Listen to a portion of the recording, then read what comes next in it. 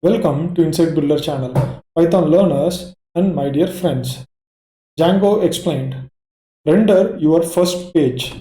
How is it done?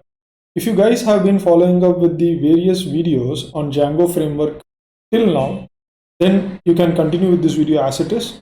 If not, then I would suggest that take a look at the attached videos in the below description and come up to speed in no time. Django project, Django framework creates a project, and inside the project, multiple applications can be created. What we are going to see in this video is that how to use the project as well as the application to render one of the HTML pages. In the last video, we have already created the app and we connected the app to the settings and we ensured that the Django server was up and running. So let us go to the Django server. Here you see that the Django server that is running on your localhost port 8000 is up and running without any issues. However, in the last video we saw that when we tried to access the admin path, we get this error. The reason why we are getting this error is that we have not created the necessary tables inside the backend database. So we will first create the tables, and then in this video we will go further and start working on creating the HTML file. Also, we will also create the URLs and the path in the URL patterns. We will be seeing all the steps one by one. And finally, we will see how the files gets rendered. So we will be touching multiple files here. So we will be touching views.py, we will be touching urls.py, we will be touching the templates folder also. We will be looking into a lot of concepts in this particular video. So stay tuned and buckle up. Let us begin. Let us go to the, initially let us go to the CLI. In the CLI, you see that we are getting a lot of error here.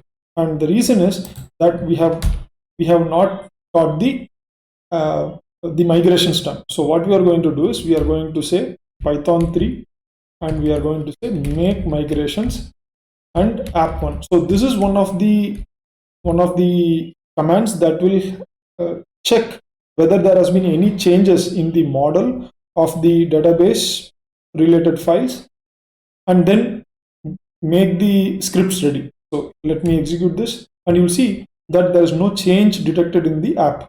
This is the app that we created in the last video. Once this command is executed, then we are going to execute migrate command. Once we type migrate here, you'll see that lot of tables got written. So the admin table got written, and there were lots of authorization related tables also got written. Now, once that tables have been written, then we are going to execute the run server command again. Let us see whether we are able to access the admin file right now. Let us go back to the browser and you'll see that now we are able to access the admin login page.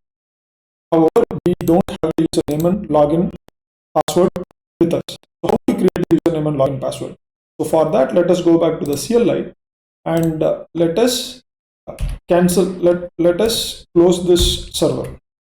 So I am using the terminal muxer, so I can have multiple command prompts in the single window. So I will run this server again, but I will go to the new command prompt, and inside that command prompt I will go into the git folders Django projects, and then I will, sorry about that, Django projects, and then we have to go into project 1. So this is where I have the manage.py, and you see that the database, the SQLite 3 database has been created. So Django by default ships with SQLite 3 database and it gets created automatically. So you don't need to do anything. As I was telling in the overview video of Django, that the framework takes care of everything with respect to the backend creation. As we go forward in this series of videos, you will see that Django also takes care of data entry process into the database also. You don't need to manually insert. I mean, you will have to still manually insert but you will be inserting it in the GUI, that is graphical user interface or web user interface. So it is little more user friendly. For people who want to use the route of scripting also, there is something called as run script. I'll be touching all these steps in a separate videos. Without further ado, let us work on getting the user name now. What we have to do is we have to use Python 3 manage.py, and we have to say create super user. So that is the command that we need to use. And once you click on create super user, once you start this command, you'll be asked to create the username. So create a username that you can remember, and this can be anything. So you can the email ID can be anything, but ensure that it ends with it ends with .com or .in or something like that. And the password, keep it simple, because this is something that you are going to test it again and again. You will get such a comment if your password is not strong. It's okay. So go ahead and use the simple password. And once the password is available, now you can go back to the browser. Now we are going to use the password, and you are going to enter into the admin folder. So admin page. So this is the admin page through which you can work with lots of models that is created inside the web server. Okay, this is how you begin the process. So close. So it is asking me to check passwords because I have given a very simple password. That is why it is throwing all this error. But the point I wanted to make is that we have right now started our journey to render the HTML page. So for this, first of all, you need to have an HTML page, right? So for that, how are you going to create an HTML page? I personally resorted to going to ChatGPT and asking for a HTML page. You can actually use your own methods, but the simple prompt that I used to ChatGPT will be shown in a moment. Just a minute. So here we can see that I have used a simple prompt to say generate a HTML index page for minimalistic website, and the entire web page has been created here. So the web page, if you guys are new to HTML, if you guys are new to web development, I would suggest that take a crash course on HTML. It's a pretty simple step towards web development if you are new. But if you are experienced also, refreshing your basics is always important. So you have this basic tags, HTML tags, and you have the head tags. The CSS for this particular file is already included in the HTML itself. So this is a simple HTML text file that has been created, and we are going to render it. With that said, let us go back to the discussion again. So we are back in the CLI right now, and let me go to the server. The server is up and running smooth, and let us start working on creating the necessary files and necessary configurations for rendering the HTML page that we already created. The HTML page that I just showed now is already available. It is called a single_page.html. It is available in the GitHub repo that is already shared. The link will be also shared to you guys. Let me just a minute. This is the location where you will get the necessary files. It will be under support. This will be under the support_file. So if you click this, you will see the single_file.html. Let me continue with the discussion. Let us go back to the CLI. What we are going to do now is we are going to first render the HTML file that I showed to you using the project folder directly. So for that, it's going to be pretty simple step. So let us go into the project one, and we are going to edit the URLs file first. So let me go into the project one folder, and let me show you the files available. So you see that there are a couple of files available. There is URLs, there is views, there is WSGI, and there is ASGI. So we have to work mainly with urls.py and views.py in this video. So let me start the Vim editor. I'll be using Vim. So I hope you guys are comfortable with it. You can remove this initial comment, it's not required. And what we're going to do is we are going to add a path.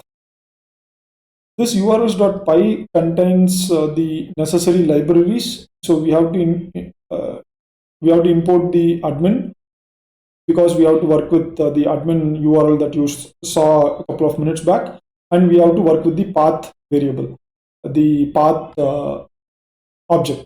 So for that, we need to import that also. So now we are going to say path. The path is, we are going to say single HTML. Let us say, let us just say index. That will be better. And in order for the page to be rendered, we need to call a function inside the views.py. And in order to call the functions inside the views.py, you have to import the views.py. So we have to say from views import star. So it will import all the functions from the views file. Let me go back to the location for a moment. So let me go into the project. I'm just showing you what is available inside the project_1. urls.py and views.py are in the same level of the folder path. So that is why I'm using .views import star. Okay, keep that in mind. If it is going to be one step outside, then you need to import it in a different way. You'll be seeing that as we go down into this series of videos. So let me continue. This comma should be outside here, and I'm going to say we can actually do this way also, in order to make this little more little more understandable. So let us say from dot import views. So why I'm using this method is that I can actually use this kind of a code to show what I'm doing. So here I'm going to say views dot index. So this is the function that I'm going to use, and the name is going to be also index. You will be seeing the purpose of the name, purpose of the index in a couple of minutes. So let us save this. So in order to save in Vim, I have to use :w, and now I'm going to go into the views.py file. So for going to views.py, I'm using the Vim command here, and I am going into the folder. So let me go into the project -1, and again project -1, and I'm going to go into views.py. So inside the views.py, we have to start working on the index command. In order for to render the HTML file, we need to have this functions render and redirect imported from Django.shortcuts. We need to start creating the index function. So the index function will take the request object, and it is going to render the request object, and it is going to render the single underscore project or pjt.html. The location of this HTML file is very important. Initially, this is one of the confusing aspects, because there are two places from which you can render the page. So one is from the project itself, and another is from the application. So how to demarcate these renderings, and how to work with apps and the project. For that, first of all, we need to change the settings.py, and we need to include the templates folder inside in the directories feature. So you need to do this in the settings.py, and in the when it comes to your folder, the project folder, you need to have the templates folder right next to the project_1 folder. So this is the project that you created, and this is the templates, and inside the templates we have the two files. We have single_app.html that we'll be using in couple of minutes, and then we have single_project.html. That is what we are trying to render from the project itself. And let me go to the editor now. So here, when we are going to just say single underscore project.html, we don't need to mention the templates folder. So by default, the Django server looks for the files in the templates folder that is located inside the root, inside the project folder. Next thing that we need to take care of is we need to go and check the output in the browser. So let us go to the browser and let us change this admin to index, because that is the path. And you see that this is rendering the Django projects, and you can see that it is giving the full output. The next thing what we have to do is we have to do a similar kind of a steps for application also. For that, we have to go back to the CLI, and in the CLI we are going to take a look at the main files that we have to change. Let us take a look at the files under project.1 first. So under project.1 we have urls.py and we have views.py, and let us go to the app. So let me do a cd dot dot and let me go into app_1, and again here also we have urls.py and views.py. There are two different files that you need to keep track for this particular activity. Let's move forward and go to Vim. So inside Vim, so we are going to first work on urls.py. Let me open the urls.py under app. So if I open the urls.py under app, I'll be creating the path app_index. So the project path was just index, but in case of app, I'm going to use app_index. And again, the function name is app_index, all uppercase, and the name is app_index. This is the urls.py that is inside the app_1. You can see here that I have imported the path as well as admin, and I have imported the functions from the views.py. So that is this views.py. So this views already contains the app_index, and I am rendering the single underscore app.html. So this single underscore app.html is inside the templates folder. You also need to add the app_1 path. So this tells to the project that there is an application called app_1. Views inside that application can be accessed and from this subpath. So this is what we are telling to the project.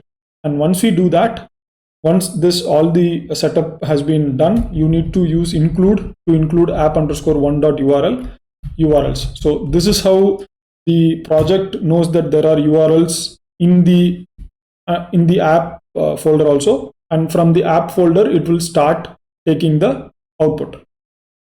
With all this setup done, if you go to the browser again, so let us go to the browser, and now let us check let us go to the path app_1, that now we have Django apps, and this is the output text is different here. If you go back, you can see in case of index, you see it is Django projects, and the output here is different. So in this particular discussion, we have gone through two major steps.